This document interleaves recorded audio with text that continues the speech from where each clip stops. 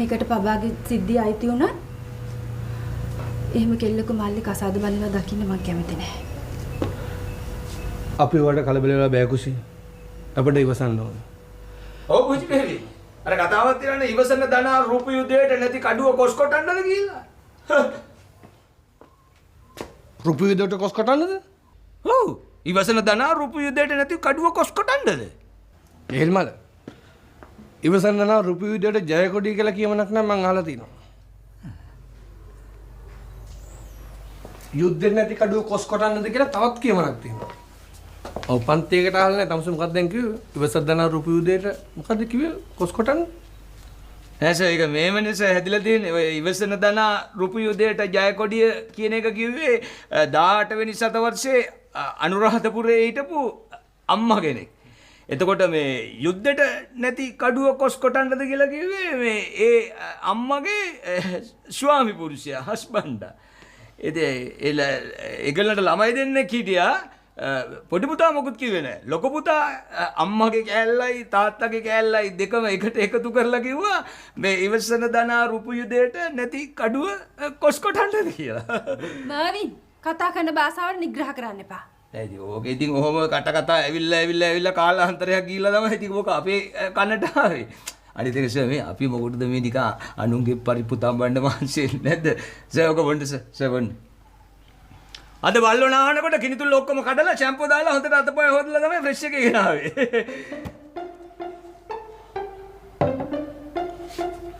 එෂ බොන්න. බොන්න සර්.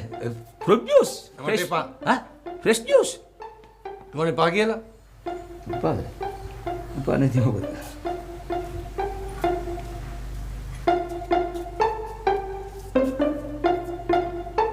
බොට එපා නම් මම බොන්න.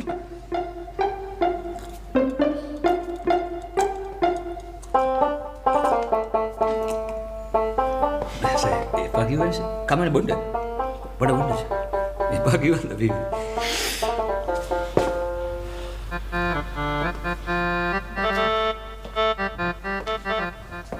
මේ මිනිහා නම් හදන්න පුළුවන් මිනිහෙක් නෙවෙයි කුසී. සුයකේ.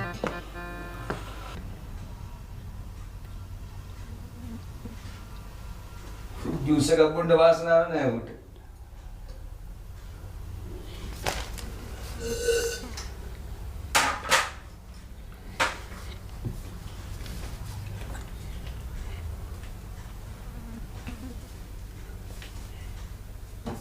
මොකද බං ඇඟ දිගේ යන්නේ?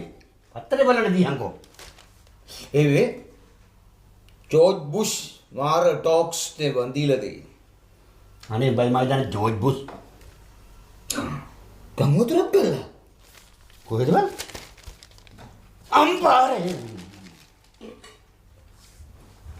බණ්ඩාරේ බේබි මර්වින්ව කිචන් එකේ වැඩවලට සම්බන්ධ කරගන්න කොච්චර එපා කිව්වත් බණ්ඩාර කරන්නෙත් එපා කියන දෙයමයි. අපි මර්වින්ව ගත්තේ බල්ලෝ බලාගන්න. එයා ඒක කරපුවානේ. එයාට ඒ ටික කරලා මට මේ ටික කරන්න තිබුණා. මට අත් 10ක්වත් තිබුණා නම්. කික්කුව තමයි. මාත් මිනිස්සෙක්ගේ බේබි. දෑතින් කරන වැඩවල සීමාවක් තියෙනවානේ. මම මේ සුම්මක්‍රේ කරනවා මිසක් වෙන මිනිහෙකින් දාලා ගිහින්. මම පත්‍රේ දාලා කුස්සිය වැඩවලට එක්කෙනෙක් අරන් දෙන්න.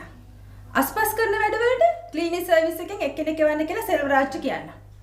එතකොට අපේ පවුලව අනියුක්ත කරන්නේ කුස්සියටද ශාලෙටද මිදුලටද බේබි? මර්වින්ගේ වයිෆ් දැන් වැඩට එන්නේ නැහනේ. මොකෝ නැන්නේ. මේ පුංචි බේබි කිව්වනේ මේ ඇරියස් එක්කම පඩිසල්ලි දෙනවා කියලා මේ අපේ පවුලට වැඩට එන්න කියලා. මම ගිහලා ආරංචිය කියපු දවසේ ඉඳලා ගෑණි දතකට වැදගෙන ඉන්නේ මේ වැඩට එන්න. පුංචි බේබි මේ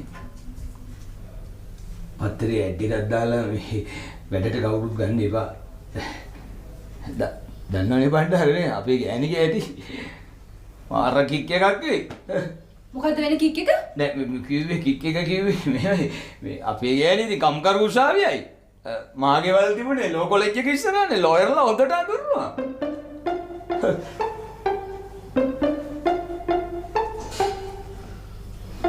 කඩ ගහලා බය කරගෙන ඉන්න ඕනේ.